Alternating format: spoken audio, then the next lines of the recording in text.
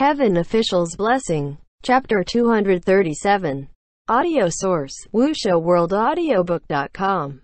Bloody Softflower, vicious battle against Bai Wuxiang. That was the sound of a weapon breaking. All those present hastily looked to where the sound came from, and saw the scimitar on Hua Cheng's hand was fine, but the long sword wielded by Bai Wuxiang had been snapped in half by Hua Cheng's strike. The eyeball on the scimitar Yiming saw Xie Lian, and spun crazily in crackles, looking like it had showed itself off in front of Xie Lian and was feeling so happy it was going to ascend. Hua Cheng laughed heartily and said easily, "It's fine. There's no need for Gerger to worry." Then he rebutted Bai Wuxiang. "And why do I have to care for the likes of you?" Bai Wuxiang humphed, and head priest couldn't hold back anymore, afraid Hua Cheng was going to provoke his opponent. "Young man, don't be so cocky." Yet unexpectedly, what Hua Cheng said next was even more audacious and brazen. Wielding the saber single-handedly, its sharp luster brilliant, he pointed it at Bai Wuxiang, smiling. "After all, in the end you're nothing more than an addled old man with a heart filled with jealousy." Never mind head priest, who had lost all energy to berate his fake smile. Both Feng Xin and Mu Qing were stunned too. This man's way to gutsy. Who would dare say such a thing to either Jun Wu or Bai Wuxiang's faces? But they all had to admit that only Hua Cheng would dare to say those words, since he was probably the only one who could say those things, and Jun Wu or Bai Wuxiang could still do nothing to him. Mu Qing got off on his own, walked a few steps, and mumbled, "No wonder, in the past, when it came to Crimson Rain Softflower, Jun Wu always said to avoid him if we can, and not to face him head-on." Right then, a ball of white shadow flashed by, blocking in front of the point of Yiming's blade. Xie Lian's eyes were sharp, and saw clearly what that creature was. "San Lang, don't cut that thing." It was the fetus spirit. He saw it, so naturally Hua Cheng saw it too, and the point of the blade veered, withdrawing at will, changing the slashing motion to flinging that ball of white creature away. Feng Xin had his pupils shrink earlier, and only snapped out of it when he saw that fetus spirit wasn't chopped into two. "Come here." The direction Hua Cheng had flung the fetus spirit was exactly towards him. Feng Xin rushed up to reach for it, but there weren't many hairs on its head in the first place, and with his shout the hairs all stood, angry gurgling coming from its throat. The moment Feng Xin went up, it chomped at him like mad incessantly, refusing to let him pick it up. Feng Xin couldn't help but be outraged. "Fucking hell. When it sees him it sticks on, when it sees me it bites. Just WHO is your dad here." Mu Qing, however, commented coolly, "Have you ever taken it for your son? Have you ever called its name properly?" Hearing this, Feng Xin was taken aback. On the other end, Xie Lian couldn't stay still watching the battle, and hastily instructed, "The two of you be careful, I'll go and see." Mu Qing said quietly, "You be careful yourself. Don't forget, you still have 2 bands on your person." Xie Lian was slightly taken aback, and unconsciously touched his neck, feeling the cursed shackle. But for some reason, he felt Bai Wuxiang wouldn't use the cursed shackle to threaten him. There wasn't any more time to parse words, and he rushed forward. On the other side, one flash of red and one flash of white were steeped in a vicious battle, and after observing for a moment, Xie Lian determined it was hard to recklessly join the chaotic fight. Rue was whipped out and head priest was wrapped and pulled over. "Master, are you alright?" Head priest wiped his face full of cold sweat. "Fine. If you're fine, then why are you sweating so heavily?" Xie Lian questioned. "Isn't it all thanks to that Crimson Rain Softflower, the little bastard with no filter on his mouth? What a fright!" Head priest berated. Just then, they heard Feng Xin give a surprised shout. Xie Lian raised his head and looked over, and saw Bai Wuxiang was slowly dropping a hand. One of his arms was injured. He flipped his palm open, saw his own hand covered with blood, and sighed, chuckling. "It's been many years since anyone has managed to hurt me like this." Xie Lian felt a sense of foreboding and asked, Master, is he mad? Head priest could be considered as the only one in the world who understood Bai Wuxiang the best right now. No, it's worse than anger. He's happy. After a pause, Bai Wuxiang turned to Hua Cheng and asked, his voice full of curiosity, your scimitar, was it forged by that missing eye of yours? It was obvious Hua Cheng had no interest in responding, but Xie Lian's heart jumped violently. From the first time he saw Yiming, he knew that this scimitar must be unusual, but he had only half guessed that perhaps it was forged from the eye Hua Cheng lost. Bai Wuxiang's voice was so confident. Could that really be true?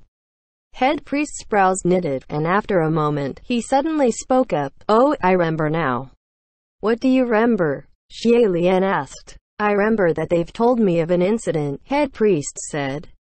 Many hundreds of years ago, a vicious ghost had come to Mount Tonglu. I'm sure there's at least 1 million vicious ghosts that have paid a visit to Mount Tonglu, Mu Qing said. Don't interrupt, head priest exclaimed. That vicious ghost, the time it took to form was very short, very young, and when it had come, it was almost ready to dissipate completely, yet for some reason it held on and drifted here. For some reason, Xie Lian's heart was thumping like mad. Almost dissipated completely? How come? It seemed to have suffered a great damage, head priest replied. Its soul was pretty much all scattered, and it wasn't very conscious either, but it still floated along, repeating again and again that it wouldn't leave. It wouldn't leave. Probably because his wish hadn't been fulfilled. Anyway, that year when Mount Tonglu opened, an accident happened. When Xie Lian heard it wouldn't leave, his heart softened for some reason, but also squeezed at the same time. He then immediately asked, what accident? Within Mount Tonglu, not only did millions of ghosts gather, a group of live mortals who had accidentally intruded were also locked inside. What? There are nothing but monsters and demons inside Tonglu. The common people can't break out at all, and could only suffer the fate of becoming nutrients. However, for whatever reason, that vicious ghost, in its state of muddledness, took that large group of live mortals under its wing and fled for many days. In the end, they were still surrounded by millions of ghosts, trapped in a dead end, and it was going to be eaten along with those humans. Xie Lian knew that this lonesome, drifting feral ghost must have been Hua Cheng. And then, he pushed. Was there a way to break away to safety? Yes, head priest replied. Forge a blood weapon, and kill to break the siege. Mu Qing still couldn't help but chip in. Then wouldn't the easiest sacrifice be? Wouldn't it be those humans that fell into the state of devastation?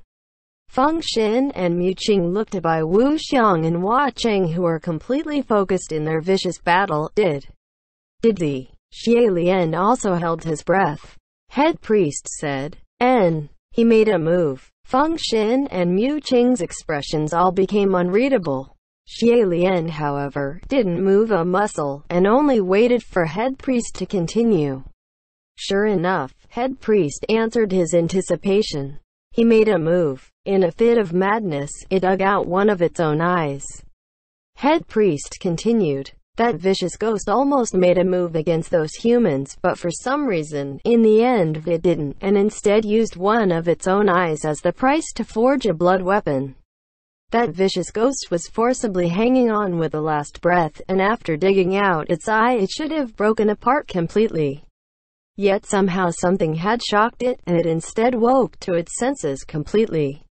Who knows what kind of wicked device it's forged that actually carried it through that battle. And there was another curious incident. Xie Lian tried to force himself to calm. What incident? Apparently, after that battle, the heavens sent forth a heavenly calamity, and it struck straight into Mount Tonglu. Head priest, do you understand what that means? Was there any need to explain what it meant? To have a heavenly calamity be sent forth, it meant the heavens believed there was someone who was worthy to ascend within Mount Tonglu. Xie Lian grabbed head priest. Who was it? Who ascended? This is all hearsay, head priest said. But there wasn't any heavenly officials in the upper court that came from Mount Tonglu. Either what I heard was purely fabricated, or the one who ascended jumped back down and rejected the heaven realm. Mu Qing couldn't accept this at all, and was perplexed. To ascend as a ghost, there's such a thing, and it refused its ascension and jumped back down? It can't be him, can it? He only just entered Mount Tonglu then. He hadn't even reached the rank of supreme. Jumping down just like that. He didn't even know if he'd survive. Why did he do this? Why had he gone to such extremes? Suddenly, Xie Lian heard Bai Wuxiang sigh, "Xian Le, you have a very faithful believer." Before he finished, a cracked cry smile mask abruptly appeared before Xie Lian's eyes. Xie Lian had never expected Bai Wuxiang could actually approach to mere inches away in the breath of an instant, and his eyes cleanly reflected his reflection.